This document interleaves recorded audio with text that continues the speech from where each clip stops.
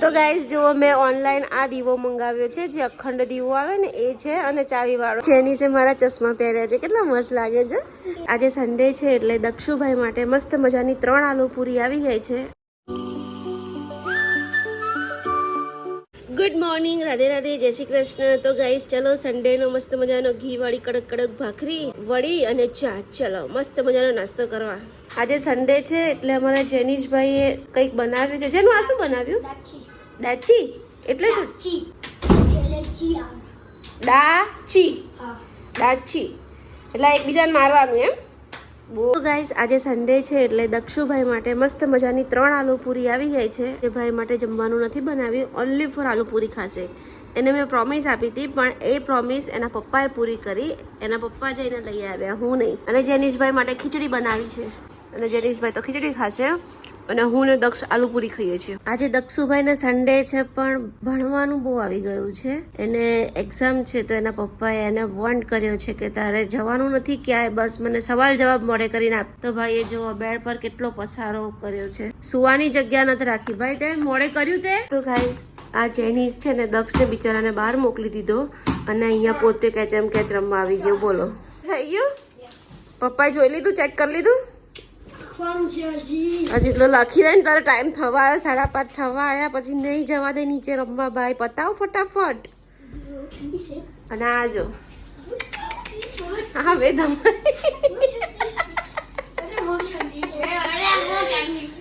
ધમાલ કરે છે આ લોકો. તો સન્ડે છે ને, આવું જ કરશે આ લોકો. સવાલના જવાબ મોડે લેવામાં આવી રહ્યા છે.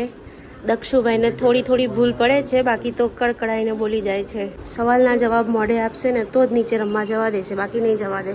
લોડીને બરાબર ક્લીન કરી નાખું છું. અહીંયા છે ને, મેં અમારી લોડી છે ભાખરી શેકવાની, એને એકદમ ગરમ કરું છું, અને અહીંયા પ્રતિક માટે ચા મૂકી છે. તો આ લોડીને એકદમ ગરમ કરીને આ તવેતા વડે બધું કાળું ઉખાડી નાખીશ. જો અત્યારે ઉખડે જ છે. ગુસ્સો આયો.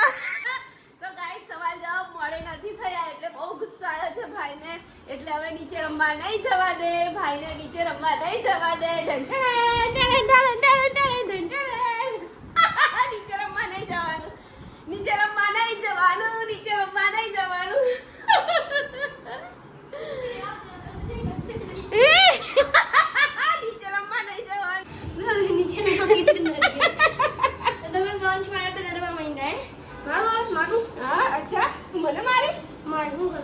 અમારા જેનીશભાઈ જઈ રહ્યા છે નીચે ક્રિકેટ રમવા માટે. જેનું હું આવું છું નીચે. તો ગાઈસ મસ્ત ચા પાણી થઈ ગયા છે. હવે મેં સવારના છોકરાઓની સ્કૂલની ટી શર્ટો પલાળી હતી વેનિશમાં, તો હવે એને ધોઈ નાખું. જો સવારની આ ટી શર્ટો પલાળી હતી મસ્ત વેનિશમાં ગરમ પાણીમાં નાખીને હવે ધોઈ નાખું. કેમ કે આખું અઠવાડિયું વોશિંગ મશીનમાં ટી શર્ટો ધોવાતી હોય ને એટલે બહુ ગંદી થઈ ગઈ હોય. તો દર સન્ડે હું છે ને આ રીતે વેનિશમાં ગરમ પાણીમાં બોરી અને એકદમ મસ્ત બ્રશ મારી અને ધોઈ નાખું. અને વાસણ ઘસવાના બાકી છે, તો વાસણ ઘસું. છોકરાઓ ગયા છે નીચે રમવા, હમણાં આવશે. હવે રાતે ડિનરમાં હજી કંઈ નક્કી નથી શું બનાવવાનું છે, પણ પહેલાં ફટાફટ ટી શર્ટો ધોઈ સૂકવી વાસણ ઘસીને પછી બજારમાં જાઉં, કંઈક ડિનર માટે લઈ આવું.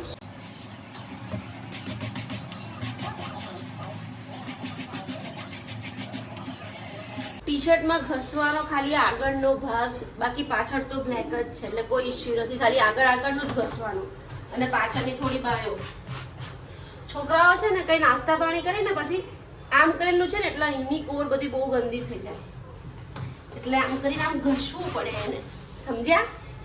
હા, દર સન્ડે ધોવી પડે છોકરાઓ માટે આવી ટી શર્ટો. શૂઝ ધોઈ નાખવું, ટી શર્ટો ધોઈ, બધું ધોવું પડે યાર છોકરાઓનું બધું. જેનું ના બતાય ને આ ટી શર્ટ ક્યાં ફાડી આવે, બતાય ને. આટલું મોટું કાણું પાડ્યું મેં તને પહેરાવી ત્યારે તો એકદમ સરસ હતી.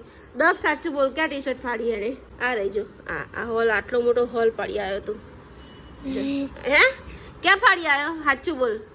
ત્યાં ભરાઈ કશે તો પછી તે આમ કાણું પોરું કર્યું તો ક્યાં ફાડી આવ્યો? બોલ ને. અને તને ક્યાં નથી સંભળાતું? બતાય. જેનું ક્યાં નથી સંભળાતું? સંભળાતું ક્યાં નથી તને? લે સાચું નથી સંભળાતું? તો ગાઈસ આને છે ને એક કાનમાં સંભળાતું નથી, એવું કે છે મમ્મી મને આ કાનમાં નથી સંભળાતું. સંભળાયું?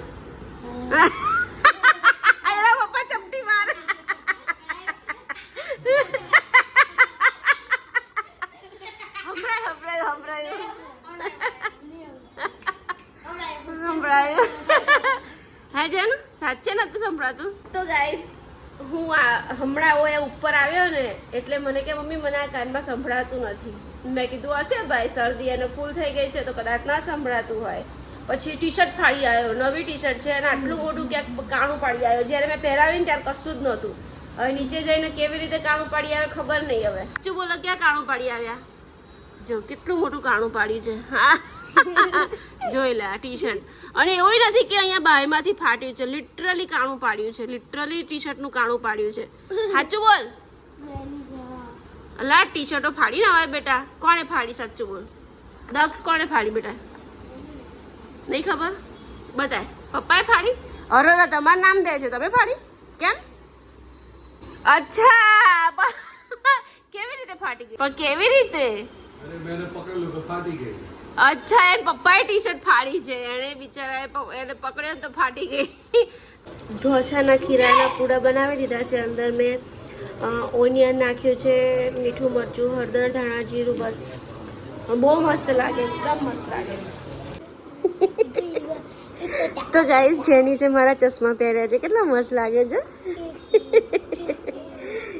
ક્યુટ લાગે છે, મમ્મા જેવો લાગે છે. લા તું તો મમ્મા જેવો લાગે છે. મારા બાંધના છે, બાંધના મસ્ત લાગે છે ને? દેખાય છે મોબાઈલમાં? દેખાય છે? સાચું દેખાય? જતો મારી સામું જતો. એ નાકમાં તો ઘૂંઘા ભર્યા છે. અમારા દક્ષુભાઈ જમવા બેસી ગયા છે. તો ગાઈસ મીશોમાંથી એક કુરિયર મેં મંગાવ્યું છે, જે અખંડ દીવો આવે ને, ચાવી વાળો અખંડ દીવો. જોઈએ હવે કેવું કુરિયર છે. અત્યારે અમારા જેનીશભાઈ અનબોક્સિંગ કરશે. કે જેનીશભાઈ અનબોક્સિંગ કરે છે કુરિયરનું. ચાલો ભાઈ, અનબોક્સિંગ થઈ રહ્યું છે અમારો અખંડ દીવો.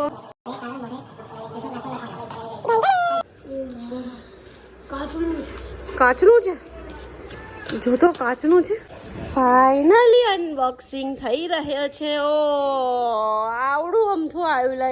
આમાં તો કેવડું મોટું બતાવ્યું તું. જો તો ખરા, આમાં તો ઘડીએ ઘડીએ દીવો મૂકવો પડે. તો ગાઈસ જુઓ, મેં ઓનલાઈન આ દીવો મંગાવ્યો છે, જે અખંડ દીવો આવે ને એ છે, અને ચાવી વાળો છે. અમારા જેનીશભાઈ એને આરતી ઉતારવા લાગી ગયા. બોલો, એ કાચ તૂટી ના જાય. અરે યાર, કાચ ના તૂટી જાય. હા લા, કાચનું મને આપી દે પહેલા, કાચનું મને આપી દે.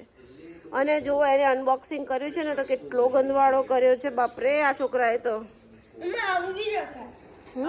હા એવું બી રખાય. હા એવું બી રખાય. આરતી ઉતાર. ચાલ એ રહેવા દે, તોડી નાખીશ તું. તો ગાઈસ છોકરાઓ સુઈ ગયા છે મસ્ત. જોવો બંને સુઈ ગયા છે. તો ચાલો હું પણ સુઈ જાઉં. બ્લોગ એન્ડિંગ કરવાનું ભૂલી ગઈ હતી એટલે અત્યારે અંધારામાં ફ્લેશ લાઇટ ચાલુ કરીને બ્લોગ એન્ડિંગ કરું છું. Bye bye, good night. કાલે મળીએ ફરી નવા બ્લોગમાં. Good night, bye bye.